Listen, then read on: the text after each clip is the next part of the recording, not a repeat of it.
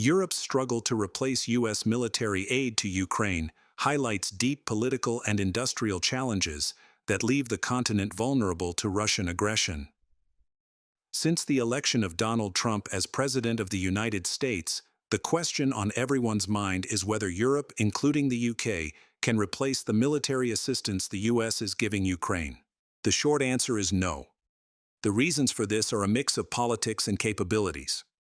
The US and the European Union currently provide similar amounts of military aid to Ukraine, 43% each, according to the latest figures. In the EU, Germany is the largest donor, 12%, and the United Kingdom provides the second most generous assistance from outside the EU, 9%.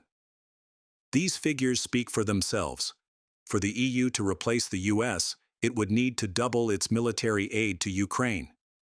The current political situation in Europe, along with the real military capabilities of individual European countries, means Europe will not be able to step up in the short term. This is bad for Ukraine and bad news for Europe, which is slowly waking up to the reality that without the US, it would struggle to mount any meaningful defense against an outside aggressor. How did we get here? After the end of the Cold War, most European countries reduced their military production and/or shifted their military-industrial models, focusing on export markets and just-in-time production.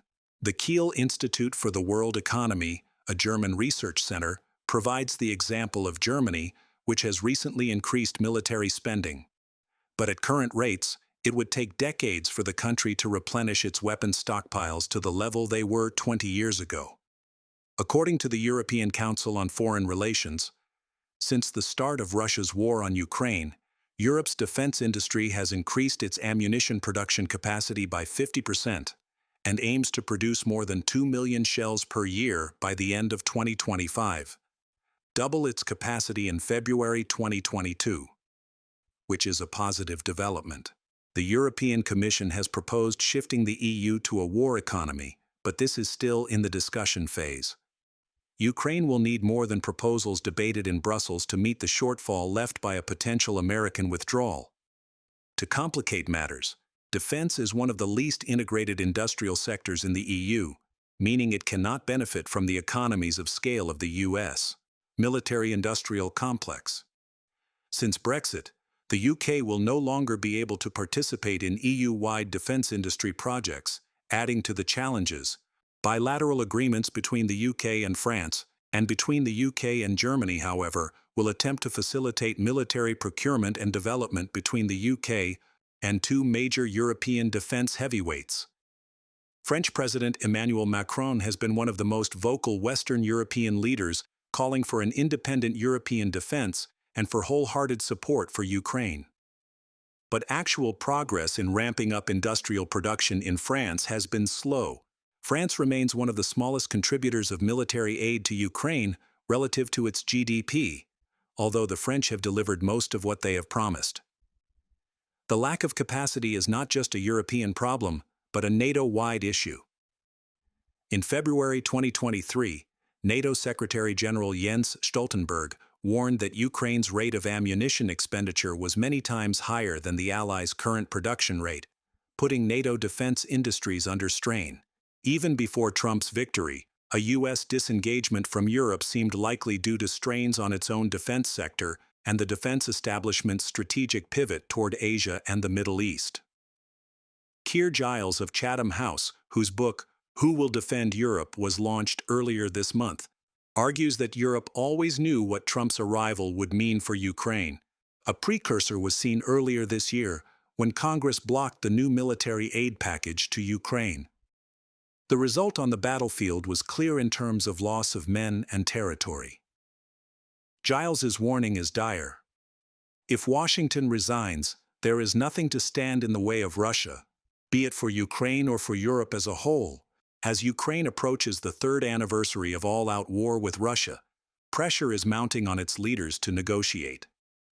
Because of years of criminal dereliction of duty by European governments, as Giles calls it, Europe now finds itself in a position where it cannot defend a country that has sacrificed tens, maybe hundreds, of thousands of lives to defend not only its own territory, but Europe as a whole.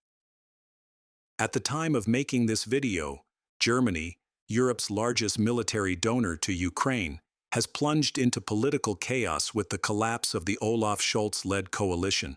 France's Macron, a staunch defender of Ukraine despite his initial impulses to seek dialogue with Russian President Vladimir Putin, has lost much of his freedom of action since the June parliamentary elections, where he lost his majority. Elsewhere in Europe, political parties on the far right and far left, with pro-Russian sympathies, are rising. Hungarian Prime Minister Viktor Orban, a friend of Putin and Trump, is a major obstacle to EU-wide military assistance to Ukraine. The countries on Europe's new front line, the Baltic states of Estonia, Latvia, and Lithuania, as well as Poland, understand the Russian threat. They have been generous toward Ukraine in absolute terms while ramping up their own defense spending. While the EU and its member states have made strides in increasing military aid and production, the stark reality remains that Europe cannot yet fill the void left by the US, either in terms of its own defense or that of Ukraine. As long as perceived national interests continue to diverge and political stability wavers, particularly in key countries like Germany and France, Europe will struggle to forge a unified and effective response to the war raging on its continent. But the time for Europe to confront its obligations is now, as the stakes have never been higher. This should start by emulating Poland and the Nordic countries, understanding that defending Ukraine is not an act of charity, but the #1 priority for self-defense,